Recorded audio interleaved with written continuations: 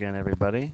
With the quiz coming up on Friday, I just wanted to give everybody a chance to look at 3 things you might want to know about what might be on the quiz. First, if we look at this first question, what is the name of the Native American leader who defeated Custer at the Battle of Little Bighorn? Remember, the Battle of Little Bighorn took place in Montana. And so if we look at the different choices, we'll start with Chief Joseph, put him in the answer box. Remember, Chief Joseph was the leader of the Nez Perce, and he tried to lead his people out of the U.S. into Canada. So that is not the correct answer. Next, we'll try Geronimo. If you remember, he was the leader of the Apache tribe of Native Americans. They lived in the southwest states, Arizona, New Mexico. So again, it's not Geronimo. Next answer we'll try is Crazy Horse. Now, Crazy Horse was part of the Lakota tribe, which is the tribe that defeated Custer at the Battle of Little Bighorn. But the actual leader of the Lakota at the time was Sitting Bull. So Sitting Bull would be the correct answer. Second thing you might want to know, we'll look at this question here.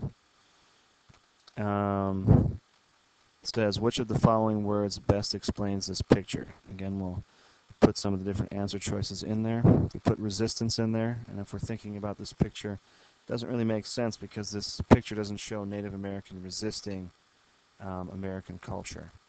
Next, this one might trip you up because it looks like the Native American in this picture is influenced by American culture, and that would be true, but that's not the best answer. Next, we'll try segregation. And this is actually not an example of segregation because the Native American is trying to be brought into American culture. So that leaves us with assimilation.